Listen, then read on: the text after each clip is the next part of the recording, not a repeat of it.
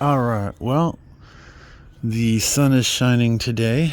We have a little bit of break in the weather. You can see all the water left up here.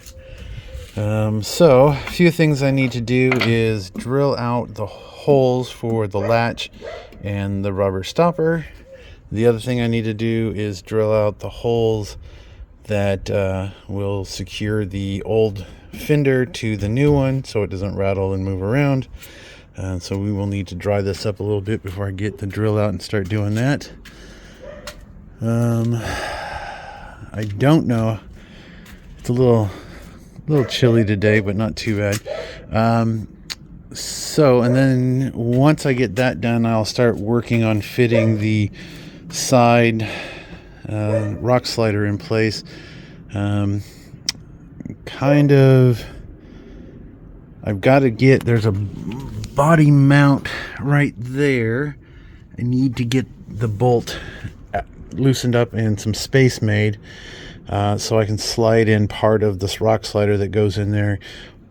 I may end up having to take the bolt all the way out. If not, I'm going to have to take this fender flare off one more time to make it line up, because it slides in behind it right here. So that's going to be a little trick to get everything in.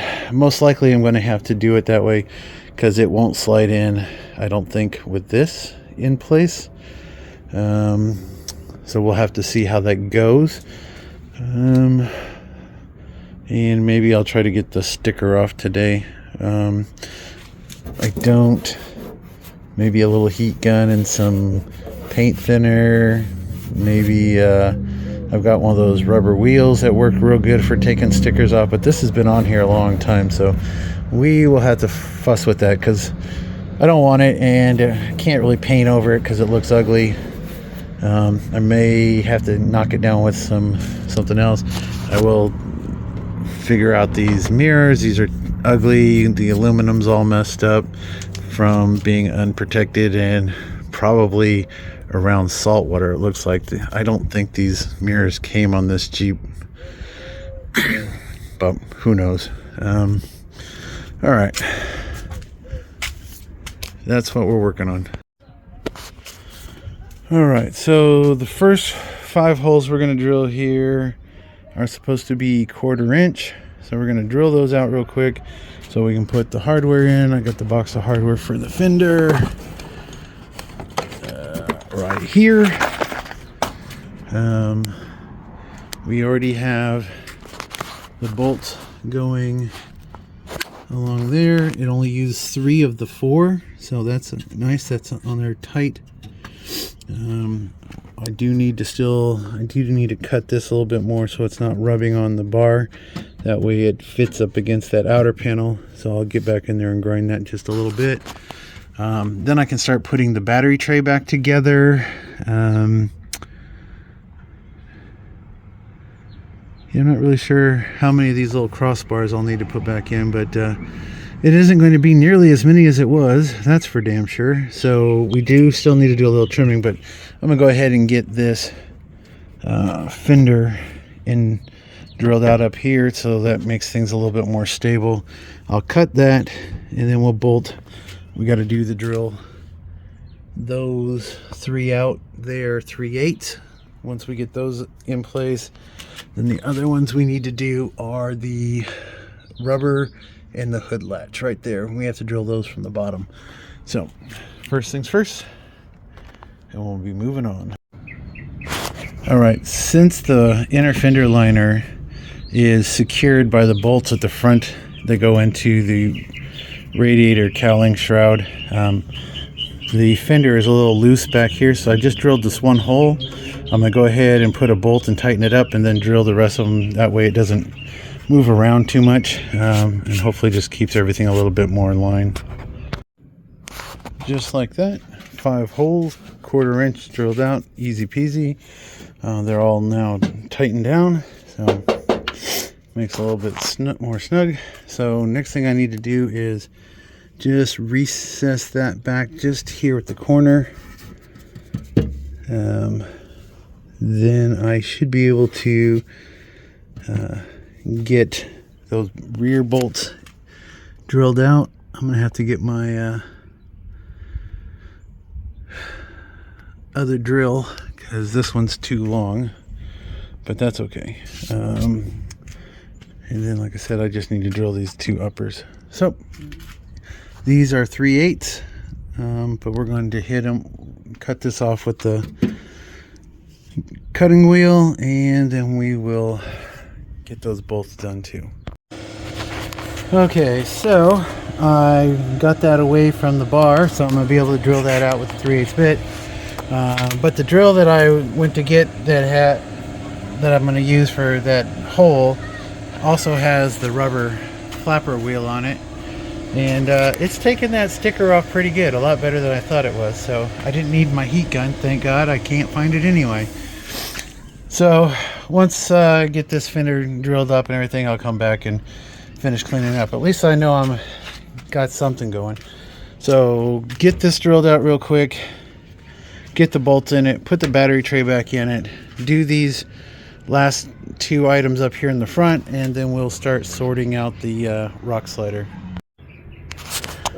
Alright, so the next thing I need to do, figure out what size drill bits, wait for the train. So I got those 3 drilled and screwed in there. Now I just need to do these up here. I've had to turn the front wheel to make clearance back there. I turned it the opposite way to make clearance for up here. So just need to figure out what holes I need to drill. Alright, so I got the hood latch holes drilled out and the rubber isolator. So we're going to go ahead and blow this off so that it's nice and dry, and then we will do a quick coat of some green paint on it real quick. Okay, so I got the latch back in. I haven't been able to put the little rubber thing back in. I can't seem to push it in deep enough, so I'm not sure what. Maybe I'll have to get something different put in there.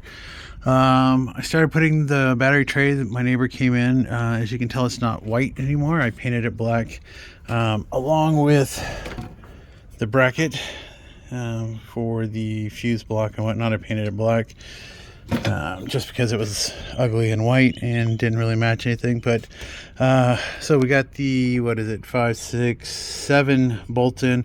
As far as those metal cross beams that go underneath, because I cut so much out, I've got 1, 2, I think there's 3 that I didn't reuse.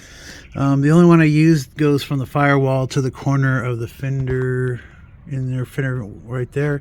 But everything is tight, no rattles. So all these 5 bolts are tightened. This is the ground. Once I get the fuse block back in its place, everything should line back up and I can put all the cables back in. So the next thing I got to do is get that fuse block bracket back in, and then we'll go ahead and start hooking things back up. Alright, so we got the fuse block back in its position. I haven't been able to get this cable here back into the brackets because the starter's hanging on it. So once I get that starter back into place, then I can hook up all of these, this ground cable, this one back here. But other than that, it's doing good. What do we got left here? Now we have a place to lay things. Alright, so we had a couple extra screws. We're going to put that washer there. I believe these were some extras that came out of the bottom. We're not going to need those. We'll just leave those there. And at some point, I'm going to need a new cover because mine is broken. Not sure how exactly this goes on here. Yeah, I think this one's broke. It's either broke or it wasn't the right one to start with. It's hard to tell. It's definitely missing something at this end. Well, we'll figure it out. But for now, that's pretty good. It is time for me to get some food for my wife, so I guess I'll take a break and put my tools away for a minute and see about dragging this rock slider out later, and maybe we can start working on it. Hopefully it's not too much of a challenge, but I pretty much think I got to take that damn rear outer fender off to get everything in there. That's my guess. But this looks pretty good. I got the painted. I only painted the shaft and the end here. I did not paint the grab part where it's going to wear.